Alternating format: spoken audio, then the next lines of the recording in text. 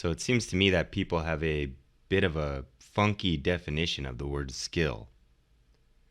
Um, I've heard many people say that Kobe Bryant is the most skilled player, and I just that is just so no, no. Unless you have this really obscure definition of the word skill, um, no. I mean, the way I see it, and I think this is a standard definition of the word skill, as it applies to basketball. You're a good shooter. You have really good hand-eye coordination. I'm not saying Kobe was a slouch in any of these categories, but I mean, it's clear that he's not even like an elite in these categories. So to some of you, like that may sound crazy. Like you guys are these people that don't understand this concept are thinking like, what? Michael Jordan, Kobe, like these guys are the best. We're not talking about the best. We're talking about the most skilled.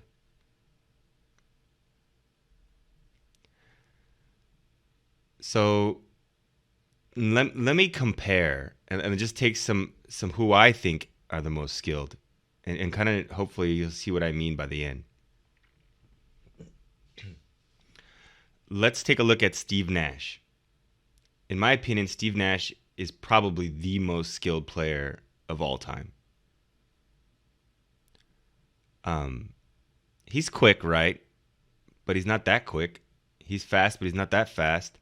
He can't jump like at all. He's not big. He's not strong. He's not athletic, really. So how did he make it to the NBA level?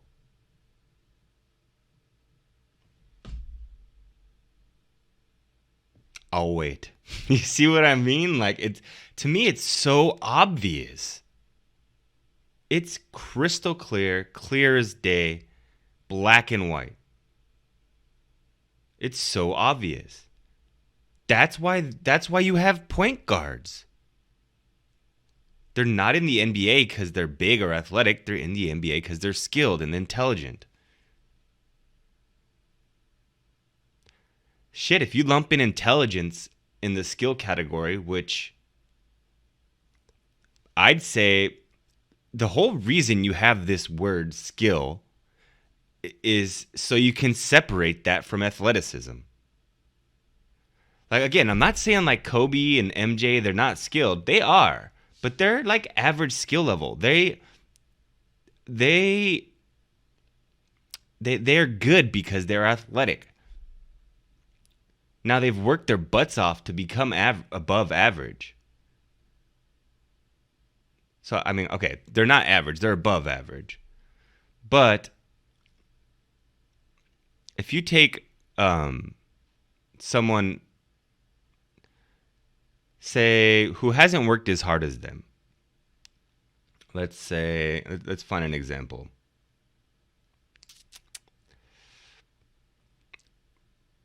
Well, it's hard to know how hard they've worked, but um,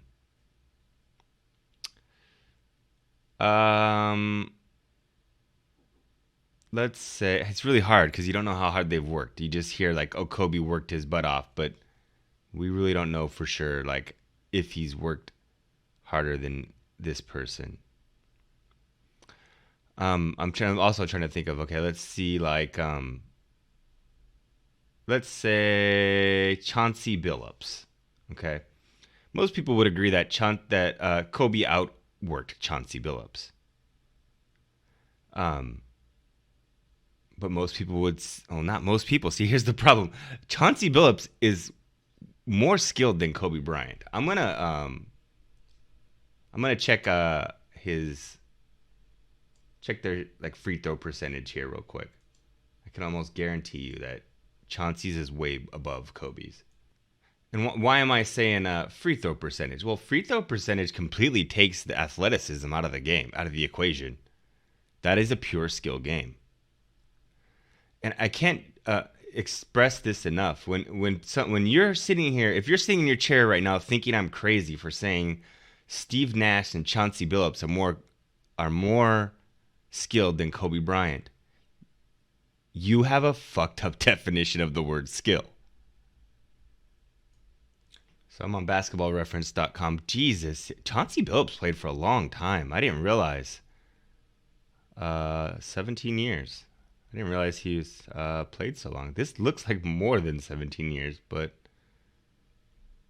98 to 14. That's crazy. Let's just look at his career. And again, career is especially a long career like this. We're gonna just compare career. I think about the same amount of years as Kobe, right? So, um, let's find. I like to look at free throw percentage because this is gonna be completely take the athleticism out of the equation. 89% free throw percentage, and I already know Kobe's like not even close to that. I'm guessing Kobe's somewhere around like 82%. Let's check Kobe's. Yeah, I was pretty close. What did I say? 82? He's at 83% free throw percentage, which is good for a guard. That's good for a shooting guard. I'd say that's probably slightly above average for a shooting guard. And this is someone who worked his fucking tail off. Um,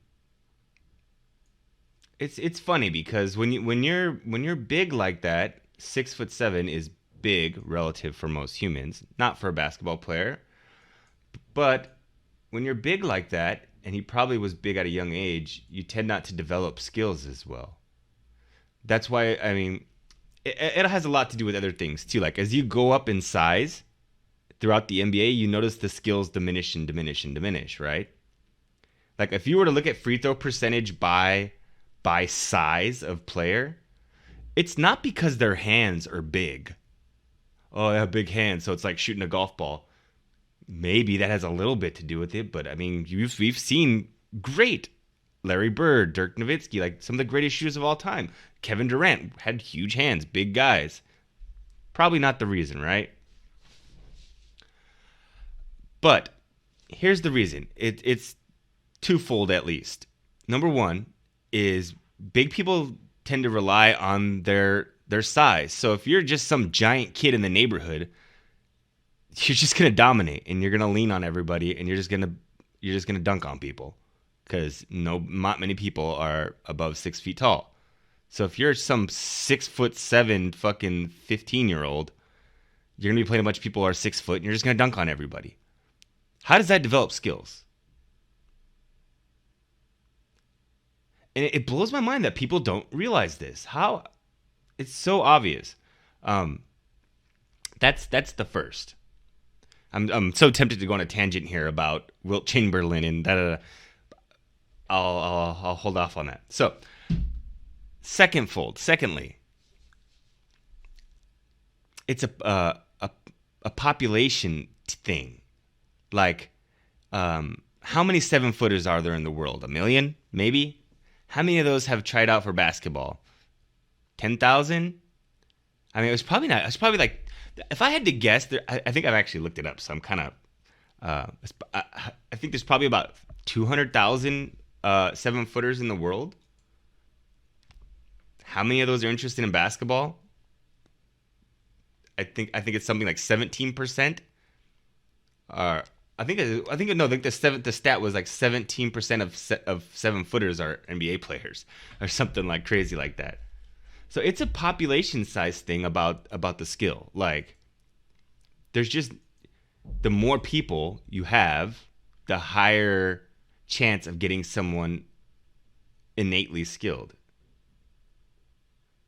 The smaller the pool of players you're pulling from, the less chance you're gonna get of someone skilled. So let me make this easier to understand. So we're having a free throw shooting contest. I have 60 million people to choose from. Those are all everybody that's like 6 footers, normal, whatnot, what have you, you have 200,000 to choose from. You have the 7 footers to choose from. Who do you think's gonna win? Which teams do you think's gonna win? My team or your team? My team's probably gonna win because I have so many good shooters to choose from. The cream rises to the top.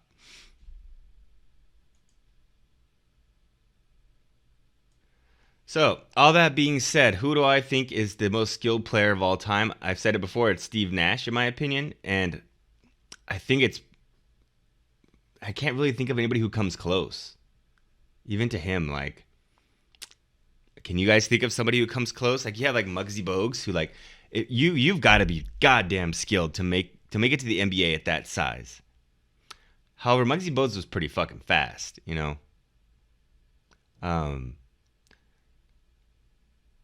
Who else could come?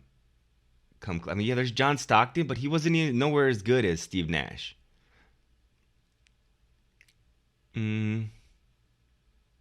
However, Steve Nash did have the evolution of the game on his side, but it hadn't been that long after Stockton had played, so there wasn't much of an evolution there. Perhaps the rules changed just enough so little players like Nash could be protected. And perhaps Nash was at a time where the refs protected Nash a little more, wanting a white NBA star. Maybe they wanted Canada basketball to get viewership in Canada. I mean, there's politics involved here. I'm trying to think of anybody who comes close to Nash.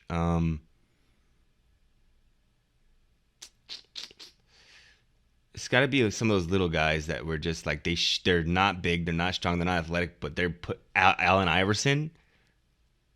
Allen Iverson's right there, huh?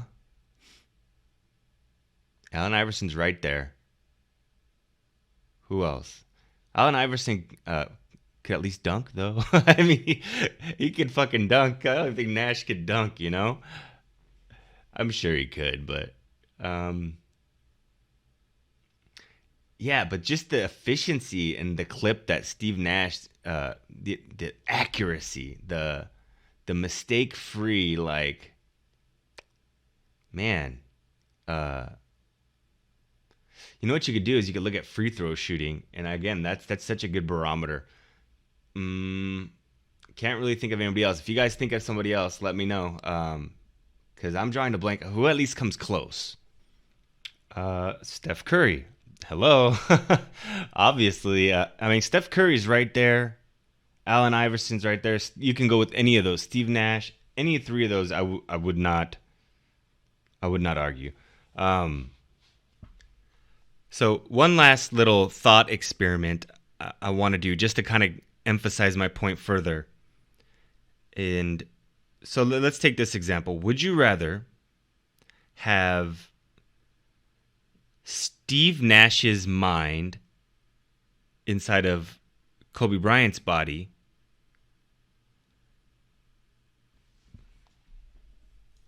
or would you rather have Kobe Bryant's mind inside of Kobe Bryant's body?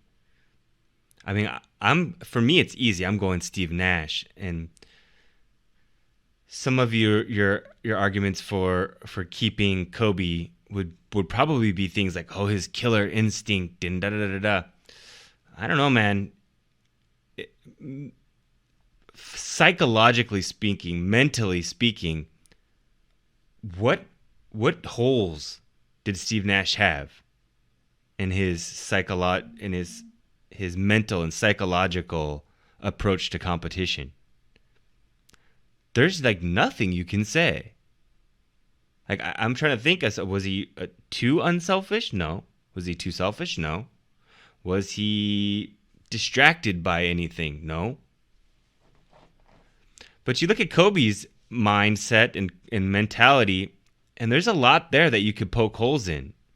You know, some say he's too selfish. I kind of agree with that. If you don't, fine. The killer instinct. That's what made him great, but that also could have what made him have leaks. You know, trying too hard is a real thing.